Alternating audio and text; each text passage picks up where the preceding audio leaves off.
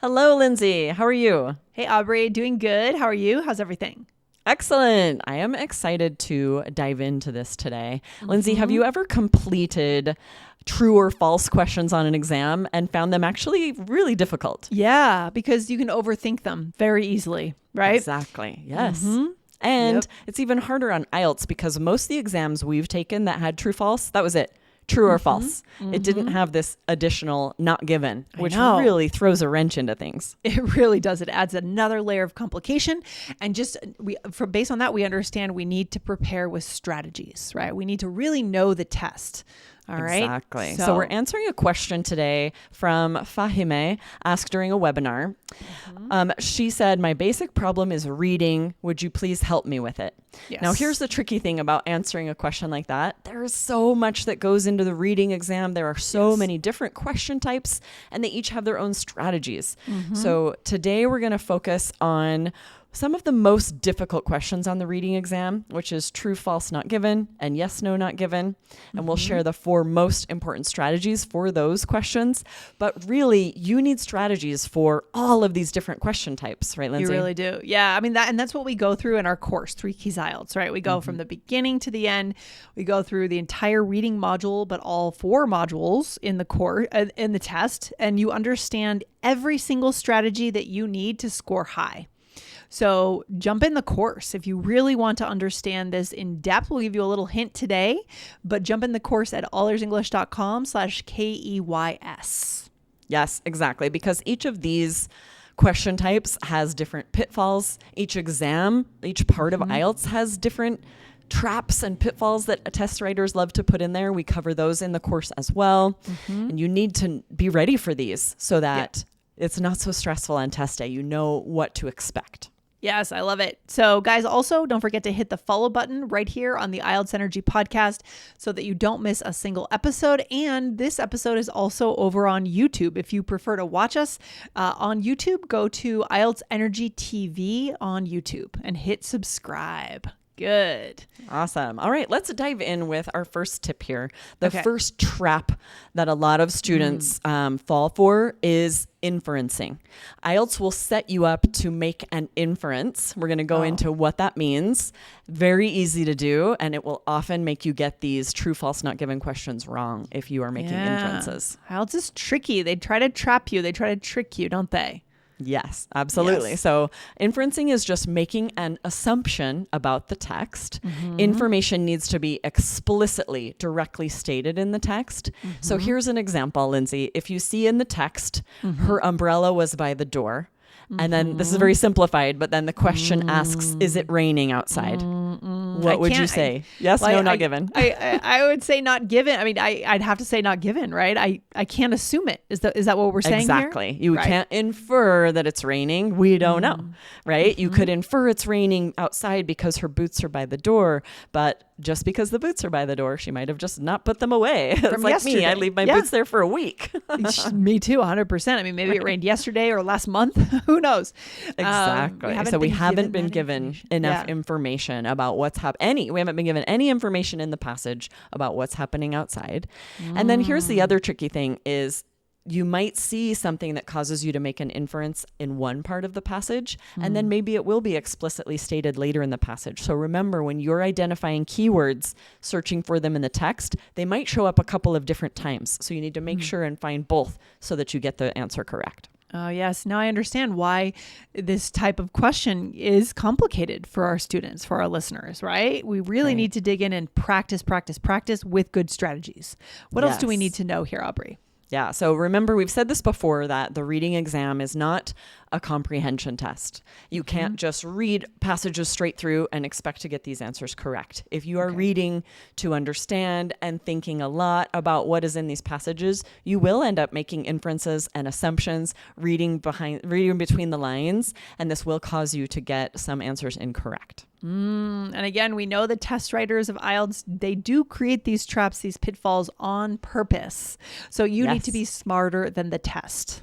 Exactly. So use this strategy of matching keywords, then reading the line carefully. And we're going to go into our second tip here because you don't want to make any assumptions about what's not actually in the passage. All right. So what is the tip number 2, Aubrey? What is it? Tip number 2 is to ask yourself, can I answer? I don't know. So this is to figure out usually if it's no or not given.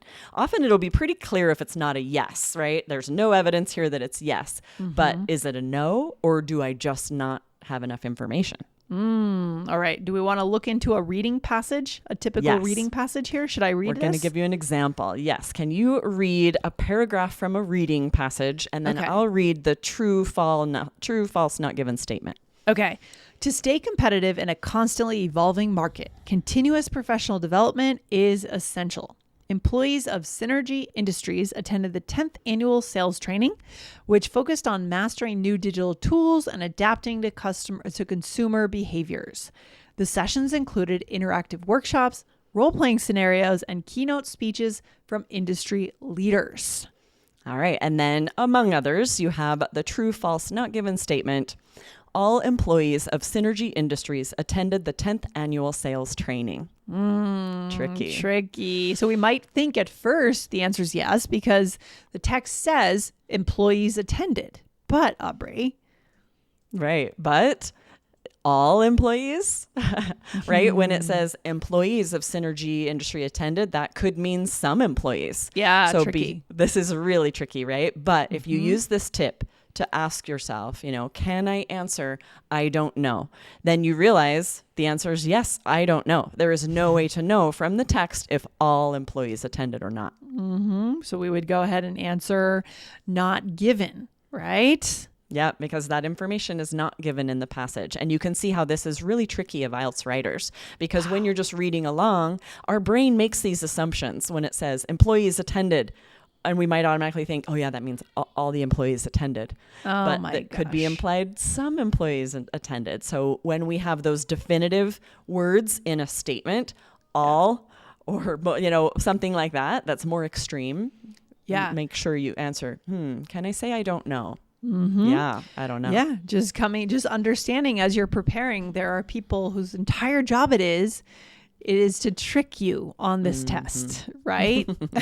What a job. And Those how IELTS mean test is that? writers, How right? awful is that, right? But they're out there. They're doing it. So again, you need to be smarter than the test. And it's by knowing things like this. Right? Yes. Okay, that's not all. We have a tip number 3 and a number 4. So what would be the third? Yes. And number 3, and we mentioned this briefly in a recent episode when we promised to follow up with more details. Students often confuse true, false, not given and yes, no, not given.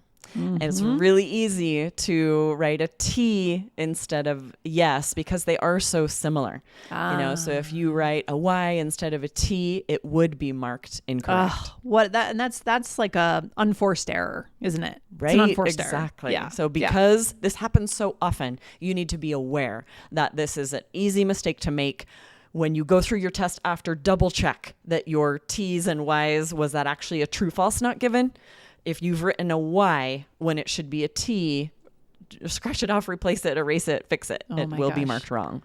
No, don't do that. We don't have any space for unforced errors when, frankly, the reading test is hard, right? I mean, we're going to struggle to finish the reading test. We know time management is one of the biggest challenges. And so don't make unforced errors, guys. Right. What a bummer. If you get it right, it's true, but then you write a Y. What a bummer. Oh, gosh. That's a big face plant, right? A face plant. Exactly. You don't want that.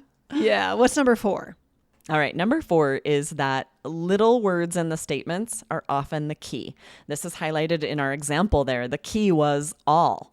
Yes, employees attended, but did all employees attend?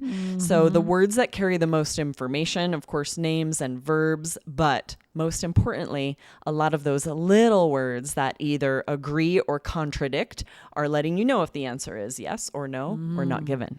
And these are words like time words, amount words, number words, or negative words.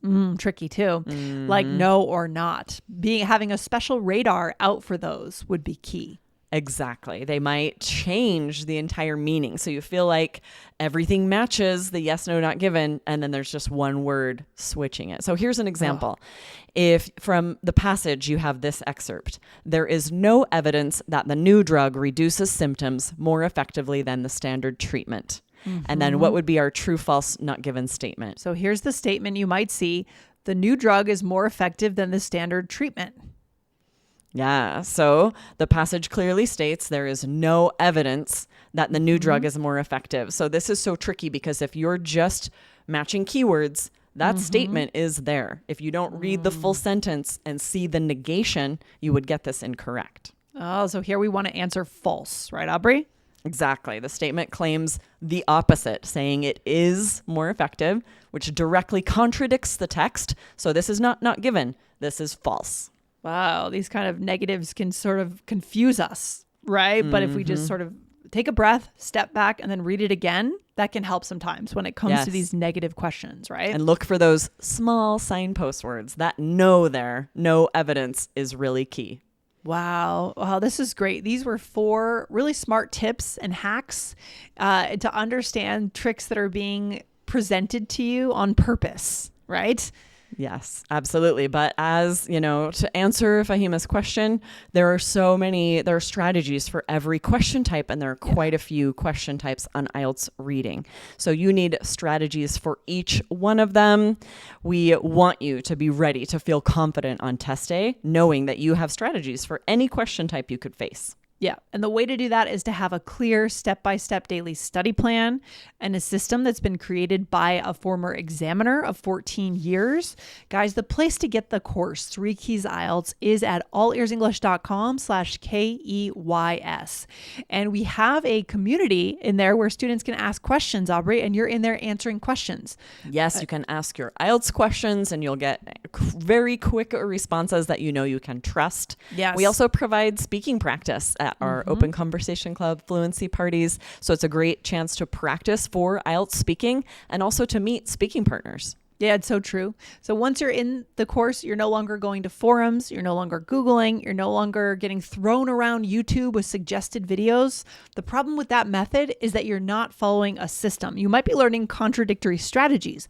Both strategies might work, but they contradict each other. They don't work together as a system, right? Exactly. You don't have any time to waste. So find a complete system of strategies you know you can trust. We recommend ours. Go to allearsenglish.com/keys, KEYS. Right. Sounds good, Aubrey. You have a good rest of your day. I'll talk to you soon. Thanks, Lindsay. Bye-bye. Bye.